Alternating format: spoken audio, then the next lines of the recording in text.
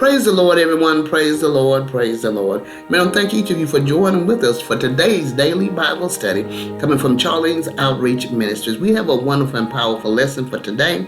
Job's moral principles for today's followers of Christ. Amen. Not just yesterday, but today's followers of Christ. Powerful lesson we are going into, but we're going to have prayer first. Dear God in heaven, we thank you, Father. We thank you for all the many blessings that you bestow upon us, those seen and unseen. We thank you for making a way out of no way. We thank you for leading and guiding us in your true path of righteousness, Father. Lord, we give you the glory, the honor, and the praise, Father. We thank you for waking us up this morning and starting us on our day. We thank you for showing us the way to go. We thank you for holding us in the hollow care of your hand, Father. We give you glory, honor, and praise, Father. As we go into your word, Father, we pray that you would open our eyes that we see and our ears that we hear and give us wisdom, knowledge, and understanding from on high, Father, that we may be doers of your word and not just hearers only. As we study your word, that we see how to walk out your salvation that you have bestowed upon us, that you have allowed us to receive, and that we give you glory, honor, and praise. In Jesus' name we pray. Amen and amen.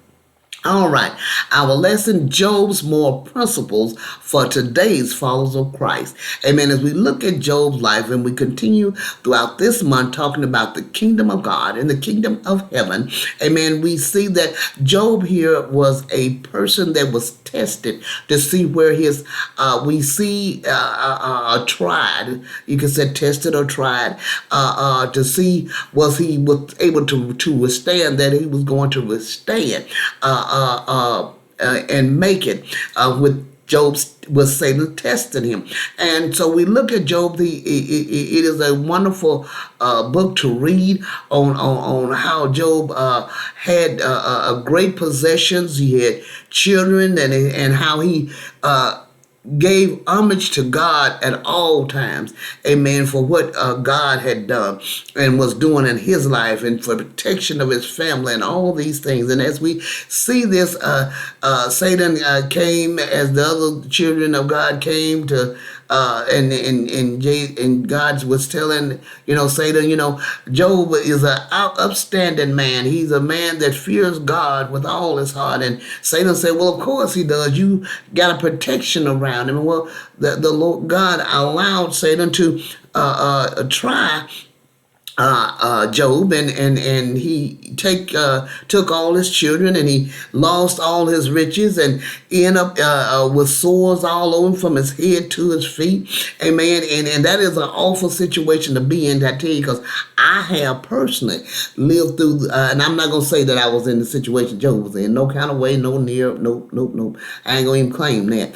But I have had sores from the top of my head to the sole of my feet, and I know that's an awful situation. And man, so as he dealt with these things, his friends came by that was to console Job. And many times we have a good mindset of going in to console somebody, but they end up instead of consoling Job, they try to point out his faults and point out what he did wrong and why God had did these things to him. Amen. And so this is where we are at in this passage of scripture in Job 31, verse 16 to 20.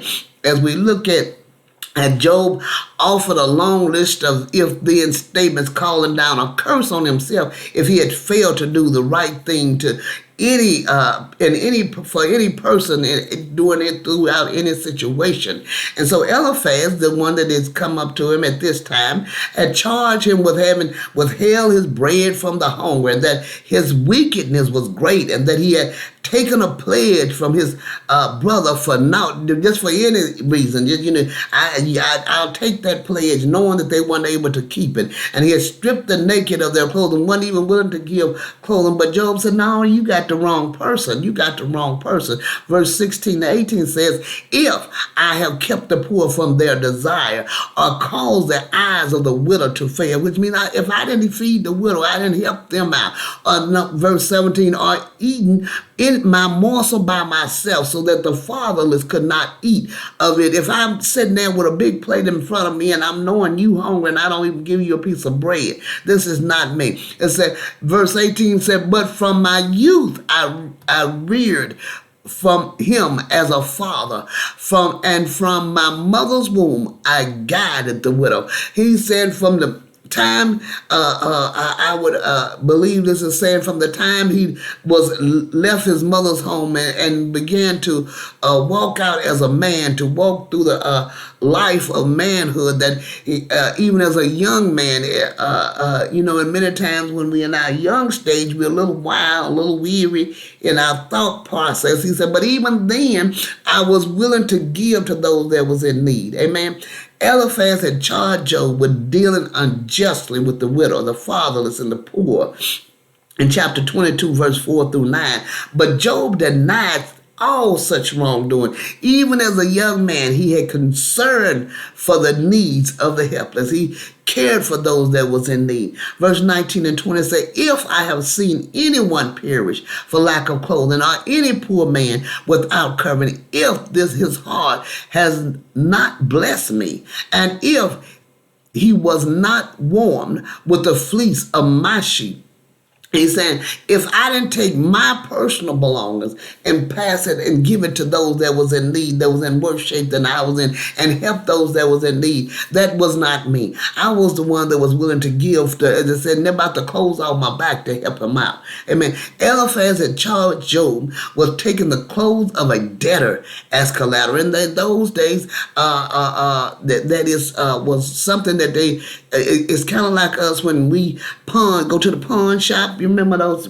Some of us still have to use. Some people still have to use those. Some of us still is in need, and to the point of we have to go to the pawn shop and we take the TV and we take the car and we take whatever else we can find in the house of value, and we take it to the pawn shop to try to get a little change to bring food in the house or whatever the situation may be. Well, this is what they're saying. Job ran across this debtor that was in need, and he pawned his clothes, his coat or whatever he had, and with doing so, he said, and with that, you took his clothes. Job said, no, that wasn't me. Job refuting this charge. Job stated that when any person lacked necessary clothing, he supplied it, and they blessed him for it. Amen. That he was willing to reach out and help them, and with him doing so, that he was blessed in doing so. Job's conscience gave testimony concerning his just and charitable behavior toward the poor. He is most large upon this head, because in this matter he was particularly accused. This was not a random thing. Is you did wrong. Now he's gonna bring in particular things that he felt that Job had did wrong. And Job said, "No, you got the wrong one. I ain't the one that did that." He was tender of all and hurtful to none. Notice the principle by which Job was restrained from being uncharitable and unmerciful. He was charitable and merciful in all these deeds. And as we look at that, we're gonna stop right here and mention them. This is where we fall in. This is where we come in today. Not yesterday, not back in the centuries with Job and Moses and all them. I'm talking about today. When we run across those that's in need, when we run across the homeless, when we run across those that's lacking $10 to pay the light bill or whatever the case may be, if we are able to, we are expected to reach out and help them. Amen. And not to, I have to say this, and not to point and say, you should have managed better. You should have did this better. Because if that is so, then God can tell us, you should have held yourself together and not sin where you sin. Because if we want forgiveness, then we want God to forgive us. We have to forgive others. We have to be willing to not point a finger and judge someone else. We have to be willing to be the bigger person and help them and not try to judge them because they are not who we are. Amen. He stood in awe of the Lord as certainly against him if he should wrong the poor.